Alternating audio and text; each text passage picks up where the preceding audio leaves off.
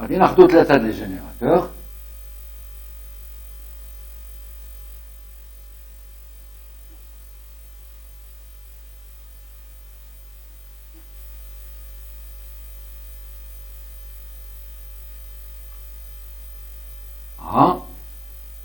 P.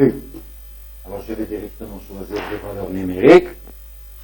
2 ohms, 10 volts. 10 volts, 20 volts. 2 ohms, 4 ohms. Alors vous avez 3 générateurs en parallèle. Le générateur équivalent, le voilà.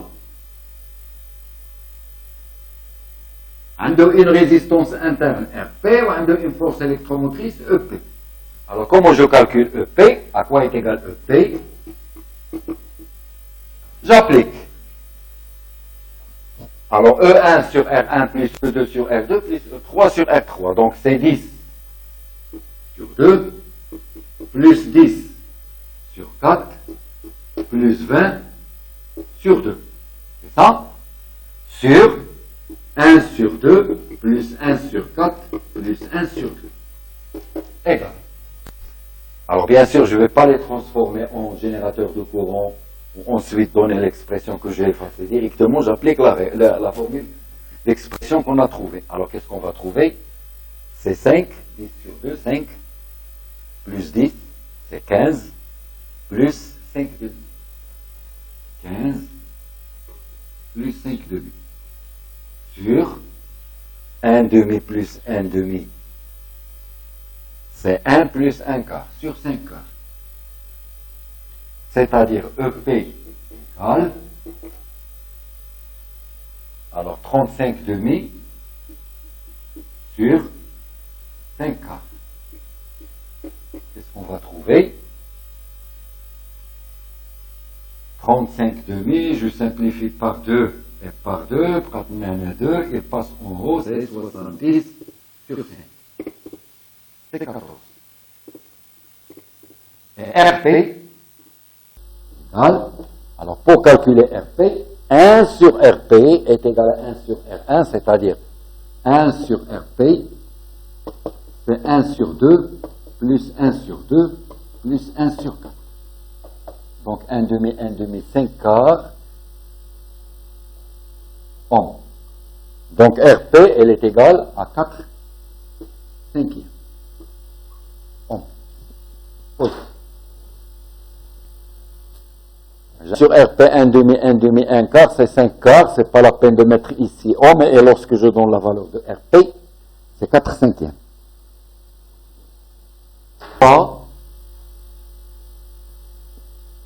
Parfois, vous aurez un générateur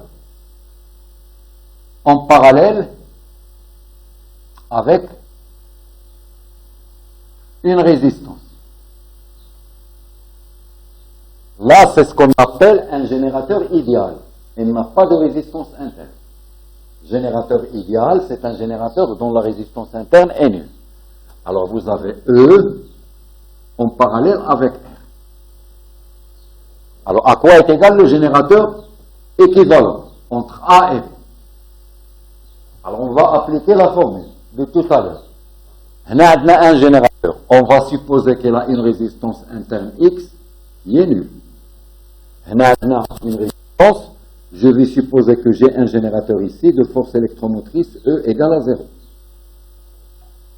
On a le droit. Et j'applique. Alors, E, c'est pas E, c'est E'. Égal à 0. D'accord? Alors, j'applique. À quoi est égal EP? Parallèle. C'est E sur X plus E' sur R, 1 sur X plus 1 sur R, égale X plus R sur XR, c'est ça, en bas, et en haut, R, E, plus X, E' sur X, R. Je simplifie par XR, XR, j'obtiens EP égale, voilà, R, E, plus X, E' sur X plus R. Lorsque X égale à 0, qu'est-ce que j'obtiens? Ce terme, il s'en va, ce terme, il s'en va. Il me reste EP égale à E. D'accord? Et pour RP, qu'est-ce que vous auriez? 1 sur RP égale à 1 sur X plus 1 sur petit r, c'est-à-dire que RP égale produit sur la somme XR sur X plus R. Lorsque X égale à 0, RP, elle est nulle. C'est-à-dire tout ça, elle est équivalent à ça. E. Autrement dit, lorsque vous aurez dans un circuit un générateur idéal, alors toutes les composantes qui sont en parallèle avec ce générateur idéal, vous pouvez les éliminer. C'est comme il n'existe pas. D'accord? Alors maintenant, pause. Alors, grand 3, énergie et puissance d'un récepteur. Grand 3.1, définition.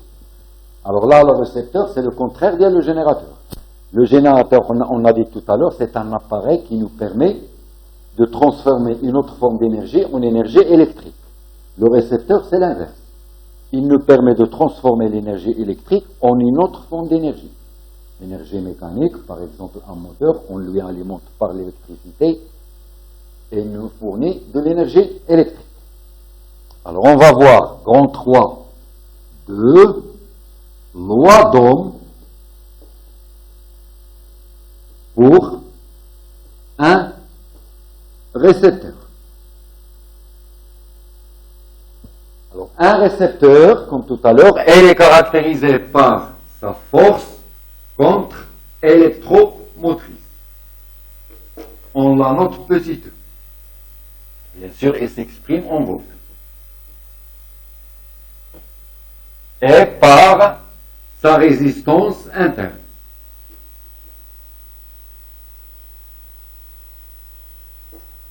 Petit r, prime, ou la petite r, peu importe. D'accord? On le schématise par le schéma suivant. Résistance interne, on met 2 barres et on met une petite boucle. Alors là, petit r, petit e. Alors on se limite, le cours de cette année, il y a 2 types de récepteurs, les récepteurs vrais et les récepteurs polarisés. On s'y limite aux récepteurs polarisés, aux récepteurs vrais. Alors les récepteurs vrais, quel que soit le sens du courant, ils se comportent comme récepteurs. Ou pour un récepteur, contrairement au générateur. Le générateur, le courant entre par la borne négative et sort par la borne positive. Pour le récepteur, c'est l'inverse. Alors, si je choisis comme sens de courant celui-là, et alors automatiquement, elle dit à la borne positive ou elle dit à la borne négative. D'accord? Si je choisis comme sens de courant celui-là, la borne positive est là, ou la borne négative ici. D'accord? Alors, pour les récepteurs, on ne vous donne pas les polarités. C'est à vous de les choisir. Une fois que vous choisissez le sens du courant, le courant entre par la borne positive et sort par la borne négative. D'accord? Alors, je me limite à ce cas. A, B, et vous avez C ici. VB moins VA, comme tout à l'heure. CVB moins VC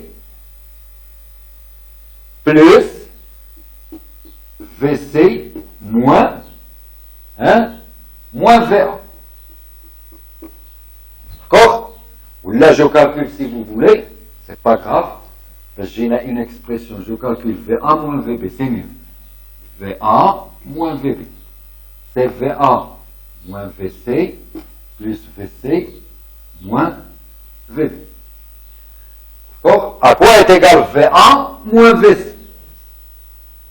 VA moins VC. Le courant se dirige vers le potentiel décroissant. Donc le potentiel en A est supérieur au potentiel en C. C'est RI. VC moins VB. J'utilise la convention de tout à l'heure. potentiel positif moins un potentiel qui est négatif. Ça va nous donner quelque chose qui est positif, plus E. Donc VA moins VB égale à RI plus E. Maintenant, on va voir le comportement énergétique via un récepteur. Alors, qu'est-ce qu'on trouve? On définit l'énergie électrique reçue par le récepteur. L'énergie électrique reçue par le récepteur. C'est W, indice R.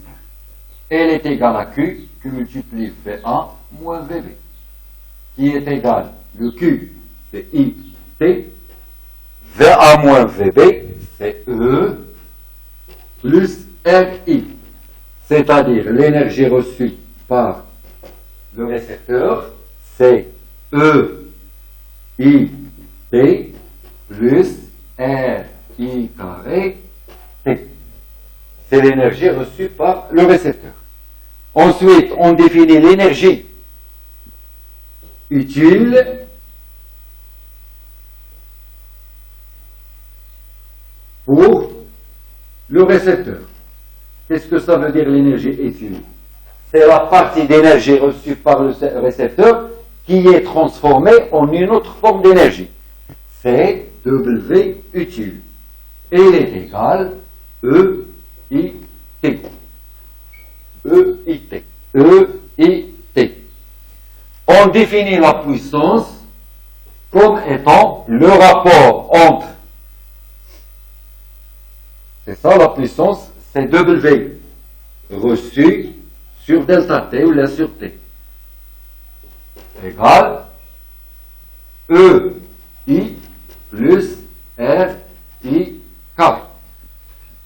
EI plus RI carré, et on définit le rendement ρ, elle est égale, c'est l'énergie utile sur l'énergie reçue. Il y a l'énergie utile, il y a EIT sur l'énergie reçue, EIT plus RI carré T égale. Alors on simplifie, qu'est-ce qu'on va trouver? C'est 1 sur 1 plus, alors là je divise ici par EIT, je divise en bas par EIT, RI sur E. Alors comme vous le remarquez, le rendement de le récepteur est aussi, elle est inférieure à 1. C'est 1 sur quelque chose qui est supérieur à 1. D'accord?